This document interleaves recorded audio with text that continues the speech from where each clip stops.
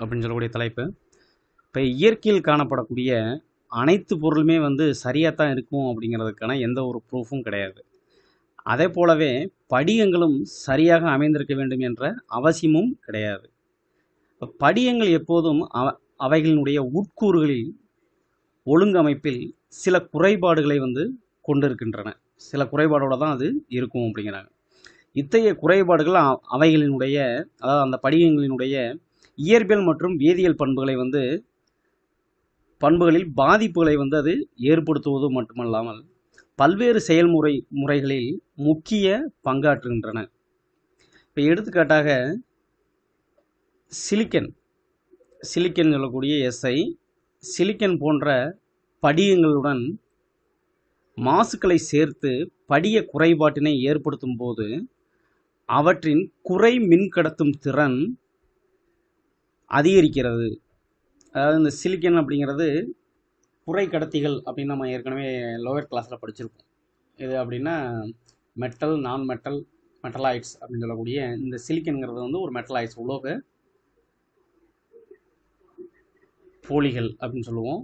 அந்த மெட்டலாய்ட்ஸ், அப்போ அந்த மெட்டலாய்ட்ஸில் வரக்கூடிய இந்த சிலிக்கனானது பார்த்தீங்க அப்படின்னா பொதுவாகவே செமிகண்டக்டர்ஸ் அப்படின்போம். அந்த செமிகண்டக்டருடைய குறை மின்கடத்தும் திறனிலிருந்து என்ன பண்ணுது அப்படின்னா அதிகரிக்கிறது அப்படிங்கிறாங்க.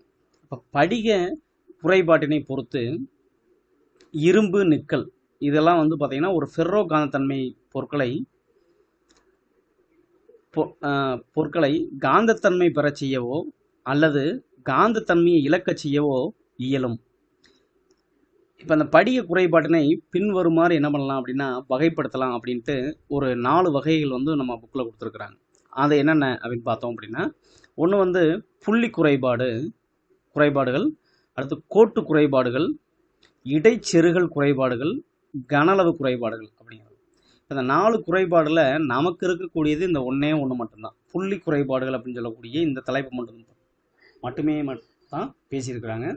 அதுலேயும் இந்த புள்ளி குறைபாட்டிலையுமே என்ன அப்படின்னா ஒன்லி எதை மட்டும் தான் சொல்கிறாங்க அப்படின்னா அயனி படிகங்களில் ஏற்படக்கூடிய இந்த புள்ளி குறைபாடுகளை மட்டுமே தான் நம்ம என்ன பண்ண போகிறோம் அப்படின்னா இந்த பாடப்பகுதியில் நம்ம பார்க்க இருக்கிறோம் அப்படிங்கிறாங்க. ஸோ இதற்கான வகைப்படுத்துதல் கொடுத்துருக்குறாங்க.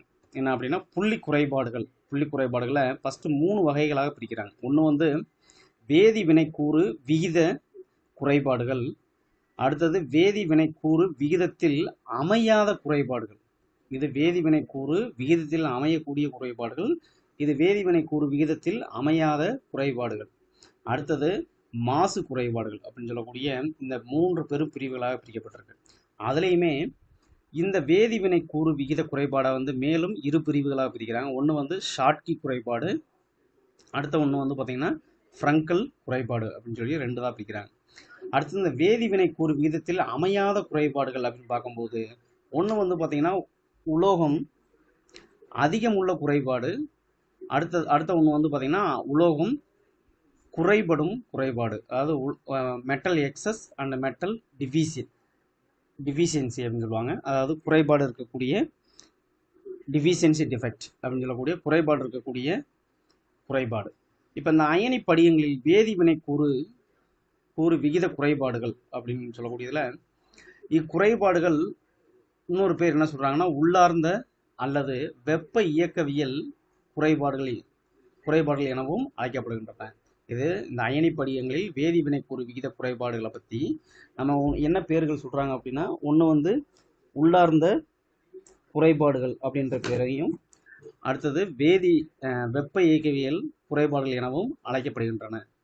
வேதி வினைக்கூறு விகிதத்தில் அமைந்த அயனி படிகங்களில் ஒரு அயனியால் ஏற்படும் வெற்றிடம், ஏதாவது ஒரு அயனியால் ஏற்படக்கூடிய வெற்றிடம் எப்போதும் அதற்கு எதிர்மின் சுமையுடைய அயனி இல்லாமல் இருப்பதால் ஈடு செய்யப்படலாம்.